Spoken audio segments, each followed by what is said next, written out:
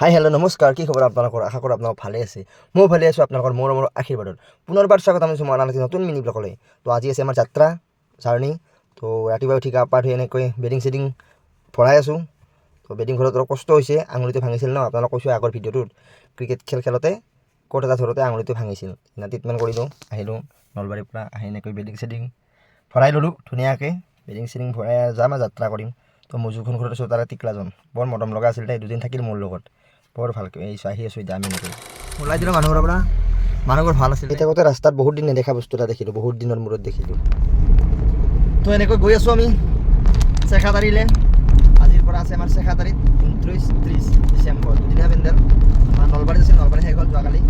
তো এতিয়া আমি চেখাদাৰীলৈ গৈ আছোঁ। এইফালে বাছ আছে বহি। ঠাণ্ডা বতৰত জাৰ্ণি কৰি ভাল লাগে। আজি অলপ জল্দি জাৰ্ণি কৰিছোঁ, যিহেতু আমি 12টা-1টা আগত জাৰ্ণি নকৰোঁৱেই। তো আজি আমি 10:30মান বজাত ওলাইছোঁ। দূৰ আছে না, দূৰ জাৰ্ণি। সেইকাৰণে গৈ আছোঁ ঠাণ্ডা বতৰত ধুনীয়াকৈ।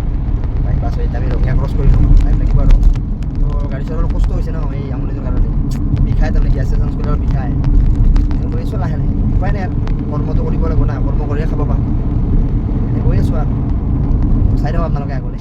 তো এনেকৈ আহি থাকোঁতেই ৰাস্তাত এটা এক্সিডেণ্ট দেখিলোঁ চাংচাৰিত বাজৈহঁতৰ সন্মুখত। তো এনেকৈ আৰু আহি আছোঁ, ধুনীয়া ৰাস্তা পৰিৱেশ।